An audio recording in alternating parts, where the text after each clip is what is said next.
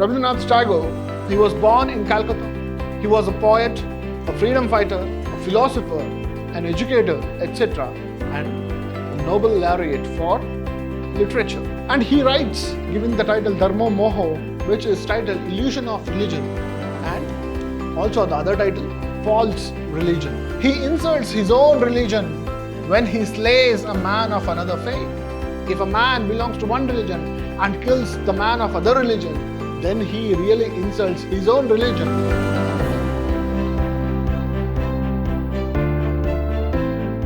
Hello students, I am Anil, Assistant Professor of English, Vidhyaashram First Grade College, the Temple of Excellence, MYSURU. In this session, we are going to look at a poem titled False Religion by Rabindranath Tagore for the students of B.Ba first semester. About the author, Rabindranath Tagore, he was born in Calcutta. He was a poet, a freedom fighter, a philosopher, an educator, etc. and a Nobel laureate for literature. A Nobel laureate. He received Nobel Prize for his Gitanjali. He was well received by the British. Mysticism and sentimental beauty of Indian culture was revealed to the West. By his writings and poetries, mysticism and sentimental beauty of Indian culture was introduced to the West. Composed the national anthems of India and Bangladesh.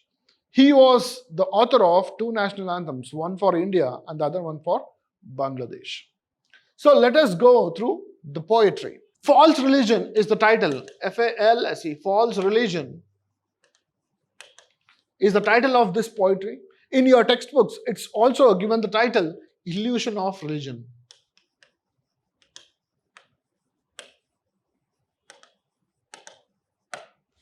Illusion of Religion. So it was originally written in Bengali, which is given the title Dharmo Moho. That means our attachment to the religion. And what does it cause? What happens when you are blindly attached to a religion? And he writes, giving the title Dharmo Moho, which is titled Illusion of Religion, and also the other title, False Religion. Those in the name of faith embrace illusion, kill and are killed. Those who embrace religion with illusion, they do not know what is the intention of any religion. They blindly embrace religion with illusion. And what happens to them? They start to kill the other people, or they will get killed for that religion. Even the atheist gets God's blessings. He does not boast of his religion.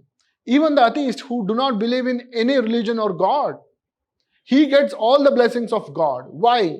Because he does not boast of his religion. There is nothing for him to boast or kill or get killed for. Therefore, he receives all the blessings. With reverence, he lights the lamp of reason. With all his knowledge, he lights the lamp of reason. He asks questions. Why? How? But a man who follows a religion, he never gets a chance to ask question. Even if he has that chance, he does not ask. Therefore, atheist gets all the blessings of God. And atheist pays his homage not to scriptures. This atheist does not pay respects to the scriptures which are not with life, but to the good in man. He recognizes good in human beings and he respects that good behavior or nature. The bigot insults. The bigot is one who blindly follows the strict rules of religion and does not understand its intention. He insults his own religion when he slays a man of another faith. If a man belongs to one religion and kills the man of other religion, then he really insults his own religion. Conduct he judges not in the light of reason. Whatever he does not do it under the light of reason. In the temple, he raises the blood-stained banner and worships the devil in the name of God.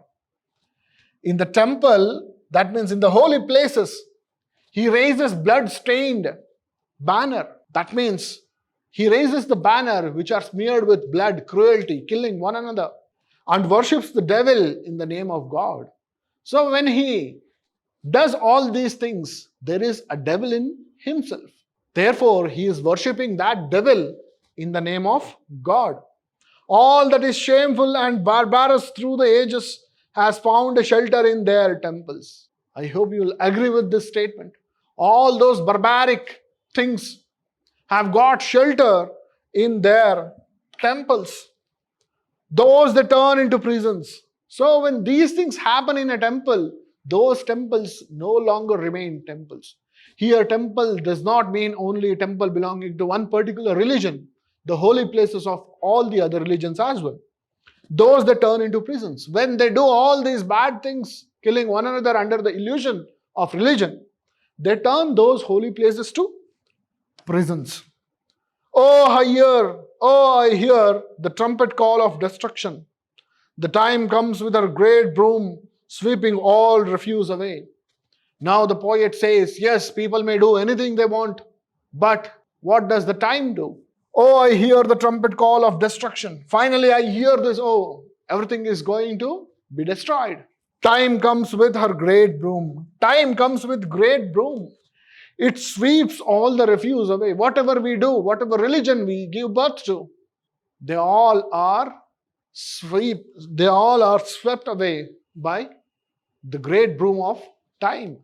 That which should make man free, they turn into fetters. Now he says those religions are found to make man free from this physical world and reach God. But what are those religions doing? Those religions, they are turning into chains. That which should unite, they turn into sword. Those religions should unite people. The intention of all the religions in the world is same, to seek God through various ways. But they are turning into swords. They are becoming like weapons to fight one another.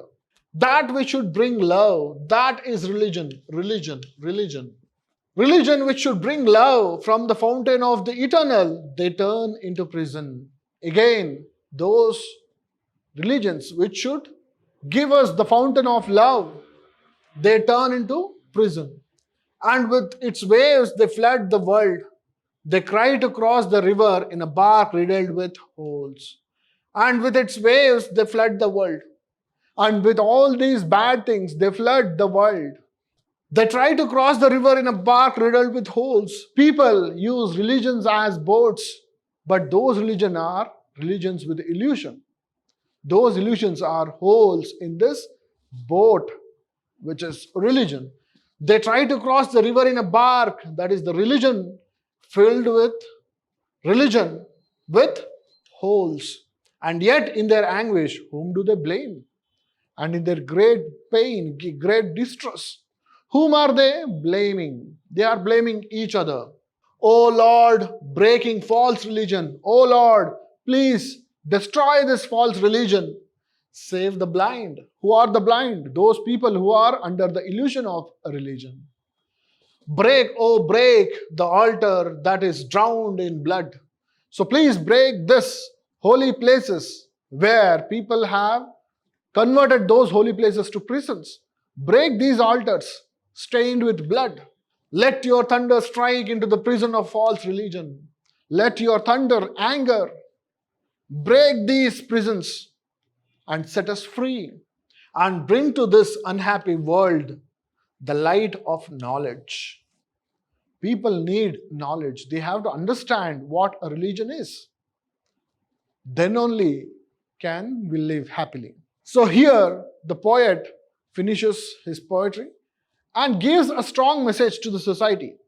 He writes this poem when people had already started killing each other in the name of religion. In India particularly, when the Britishers divided Bengal from India, which they named East Bengal and West Bengal, they divided Bengal in such a way that the majority of the Islamic community stayed in the East Bengal and majority of the Hindu religions people stayed in the West Bengal, therefore dividing them using religion. And this division started to grow more and more, that they started to fight with each other. And finally, they kept on fighting in the name of religion. Therefore, Rabindranath Tagore was pained by this behavior of human beings. Therefore, he writes a poem, False Religion. Every religion starts or founded with the good intention to seek God, to seek peace, to seek happiness. But now people are using the same religion to fight with each other. Therefore, false religion or the illusion of religion, and in original name, Dharmo Moho. I hope you understood this poetry. We shall meet in the next class. Thank you.